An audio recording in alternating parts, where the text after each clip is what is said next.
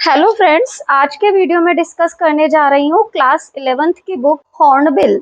इसके chapter 1 the portrait of lady को, जिसे लिखा है खुशवंत सिंह ने। खुशवंत सिंह ने इस चैप्टर के अंदर हमें ये बताने की कोशिश की है कि किस तरीके से समय के साथ ओल्ड जनरेशन और यंग जनरेशन के बीच में रिलेशंस में चेंज आते हैं। हालांकि लव जो होता है उनका आपसी, वो वहीं का वहीं बना रहता है। स्टोरी के अंदर हमारा जो नरेटर है वो हमें बताता है अपने और अपनी दादी के रिलेशन के बारे में।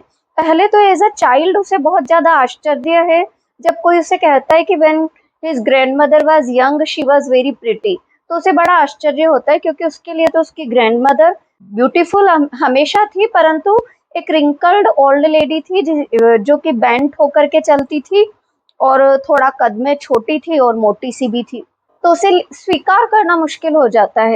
यहाँ तक कि जब दादी उसे बताती है कि वो बचपन में ये खेल खेला करती थी, तो उसे विश्वास नहीं होता। उसे ऐसा लगता है कि दादी भी कोई खेल खेलती होगी क्या, क्योंकि उसके लिए दादी दादी है।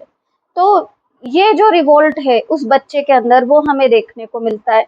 साथ ही साथ में वो बताता है कि उनके घर में उसके दादाजी की तस्वीर लगी हुई है, जिनकी लंबी सी दाढ़ी है और ढीला ढाला सा कुर्ता पहन रखा है। नरेटर हमसे कहता है कि जब मैं उस तस्वीर को देखता हूँ तो मुझे लगता ही नहीं है कि ये व्यक्ति किसी समय में यंग रहा होगा और इसकी एक खूबसूरत सी पत्नी होगी। मुझे तो लगता है कि एक बड़ा बूढ़ा सा कोई आदमी है जिसके पता नहीं कितने पोते पोतियां होंगे। यानी कि एक तरीके से एक बच्चे की इमेजिनेशन में दादा दादी एज अ यंग पर्सन कभी नहीं आ पा रहे हैं। इस चीज को हमें बताने की कोशिश की गई है। क्योंकि दादी विडो थी, उनकी जनरली एक आदत थी कि वो घर में घूमते घामते अपनी कमर पर हाथ रख करके, क्योंकि झुका हुआ शरीर था तो कमर पर हाथ रख करके चला करती थी और धीरे धीरे काम करती रहती थी। साथ ही साथ में काम करते वक्त उनके होठ हमेशा प्रेयर के लिए मूव करते रहते थे, वो हमेशा प्रेयर्स बोला करती थी। इस चीज को उन्होंने हमें बताया है। प्रेयर्स के साथ ही साथ वो हमें ये बताते हैं कि दादी को देख करके ऐसा लगता था कि जैसे तो विंटर का खूबसूरत लैंडस्केप हो माउंटेन रीजन का। यानी कि इतनी प्यारी थी वो, बिल्कुल प्योर वाइट सीरीनिटी थी, प्योरिटी थी उनके अंदर। बचपन के उन दिनों की बात करता है वो जबकि वो उसका और उसका दादी का रिलेशन जो था वो बहुत क्लोज था। हमें कहता है वी वर गुड फ्रेंड्स, हम दोनों एक दूसरे के बहुत अच्छे दोस्त थे। ये वो समय था जबकि उसके माता पिता शहर गए थे सेटल होने के लिए, उसे उसकी दादी के पास छोड़ करके। दादी रोज सुबह उसे उठाती, फिर उसे स्कूल के लिए रेडी करती। दादी मॉर्निंग प्रेयर बोलती रहती और उसके साथ ही उसे नहलाती धुलाती रेडी करती, इस उम्मीद में रहती प्रेयर बोलते वक्त कि शायद हमारा जो नरेटर है वो सुनेगा उन प्रेयर्स को और कुछ शायद सीखे उन प्रेयर्स से। तो उसकी वुडन स्लेट को रेडी करती, उसको कलम दवात ये सब देख करके एक पोटली बना देती और उसे अपने साथ स्कूल छोड़ने के लिए जाती। स्कूल और जो टेम्पल था वो पास पास था, तो अक्सर कर जब हमारा नरेटर स्कूल में अपना लेसन पढ़ रहा होता तो दादी मंदिर में स्क्रिप्चर्स पढ़ती, फिर दोनों के दोनों साथ में ही वापस आ जाते। घर से निकलते वक्त जो वो बासी रोटियां लेकर के आती थी वो रास्ते में वो कुत्तों को डालते हुए आते। राइटर का सुबह का, हमारा जो नरेटर है उसका सुबह का नाश्ता अक्सर कर बासी रोटी जिस पर कि मक्खन और शक्कर लगी हुई होती थी वही हुआ करता था। ऐसी कई चीजें नरेटर हमें रिमाइंड करके बताता है। दादी उसके साथ हमेशा स्कूल जाती। उनके इस रिलेशन में टर्निंग पॉइंट तब आता है जबकि माता पिता उन्हें शहर बुला लेते हैं और शहर में आकर के दादी का और उसका एक सेपरेट कमरा है जहाँ पर कि दोनों रहते हैं। परंतु यहाँ से टर्निंग पॉइंट यूं आता है कि नरेटर को एक इंग्लिश मीडियम स्कूल में डाल दिया जाता है। वो स्कूल जाना शुरू करता है। अब यहाँ पर छोटी मोटी गलियां नहीं है कि दादी उसे रोज स्कूल छोड़ने जाए लेने आए, और ना ही गलियों में कुत्ते घूमते हैं जिन्हें रोटी खिलाई जाए। अब हमारा जो नरेटर है वो बस से स्कूल जाता है और लौट करके आ जाता है। शुरू शुरू में दादी उससे पूछती भी है कि स्कूल में क्या हुआ क्या नहीं हुआ, परंतु दादी को वो जो चीजें डिस्कस करके बताता है वो दादी के इंटरेस्ट की नहीं है।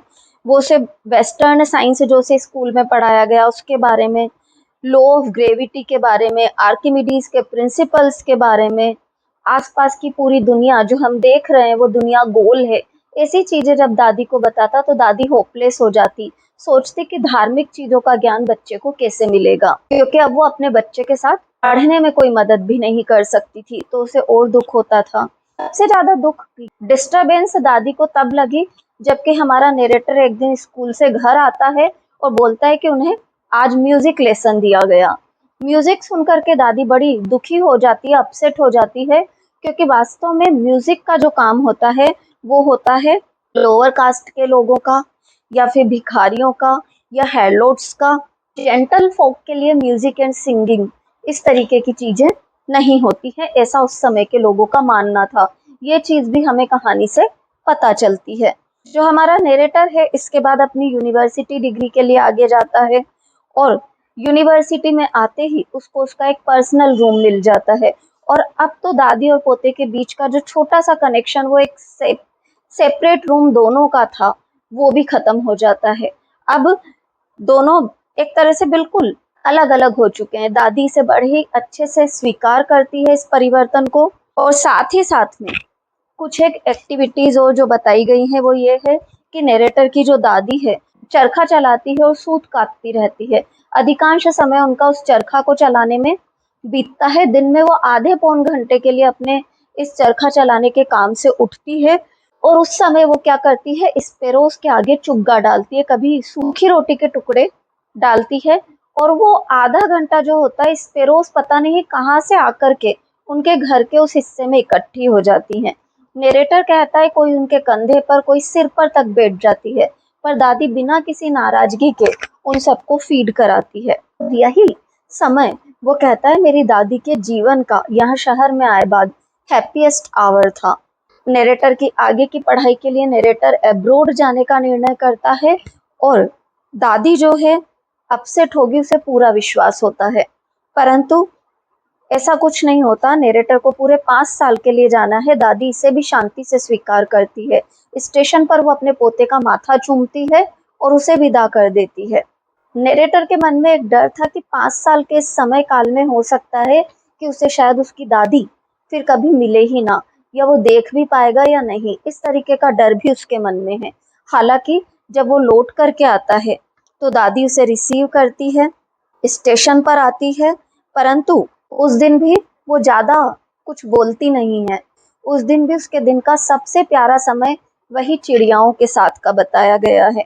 शाम के समय में थोड़ा सा चेंज नरेटर देखता है कि दादी आसपास की कुछ महिलाओं को इकट्ठा कर लेती है और उनके साथ एक पुराने ड्रम पर गाने गाती है, और वो इतना ज्यादा उत्साहित होकर के गा रही है कि अंत में उन्हें रोकना पड़ता है। उनके लिए ये बहुत ज्यादा एग्जॉस्टिंग हो जाएगा। नरेटर हमें बताता है कि ये पहला टाइम था जबकि उसने अपनी दादी को बिना प्रे किए हुए देखा था, कि वो प्रे नहीं कर रही थी।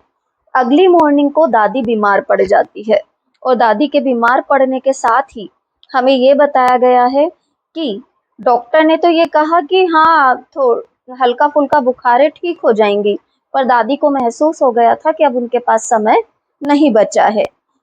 एक दिन पहले पूरा दिन क्योंकि प्रेयर नहीं की है, तो अब मुझे तो प्रेयर करनी है। वो सबको एक और कर देती हैं, शांति से बिस्तर पर पड़ी रहती हैं वो, और पड़े पड़े ही उनके हाथ मनकों पर चल रहे हैं, और एकदम से उनके होठ हिलना बंद हो जाते हैं, और जो मनके हैं उनके हाथ में, वो भी उनके हाथ से गिर जाते हैं। यहाँ पर दादी की मृत्यु हो जाती है, और साथ ही साथ में फिर नरेटर बताता है कि उनके क्रीमेशन के लिए उन्हें उनके बिस्तर पर से उठाया गया और लाल रंग के कपड़े में पूरे के पूरे वरांडा में उनके कमरे में उस दोपहर को रोशनी सी थी, उस जगह पर जहां पर कि वो मृत पड़ी हुई थी वहां पर।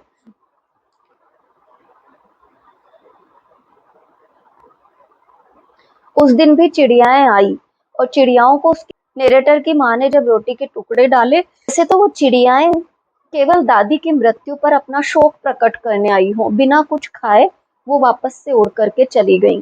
यहाँ पर हमारी कहानी खत्म होती है। Portrait of a lady. हमें यह बताने की कोशिश की गई है कि नेचर में जो क्रीचर्स हैं, they also have emotions, they understand the feelings. और साथ ही साथ में ये बताने की कोशिश की है कि पीसफुली कितना अच्छे से उसकी दादी समय के हर परिवर्तन को स्वीकार करती है, विदाउट एनी।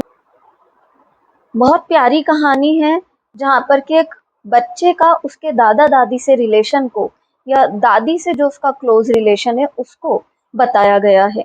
मेरी ये समरी आप लोगों को अच्छी लगी हो, एक्सप्लेनेशन अच्छा लगा हो तो वीडियो को लाइक, सब्सक्राइब और शेयर करें। चैप्टर के क्वेश्चन आंसर्स मैंने डिस्क्रिप्शन बॉक्स में डाल रखे हैं, तो वहाँ से आप लोग देख सकते हैं।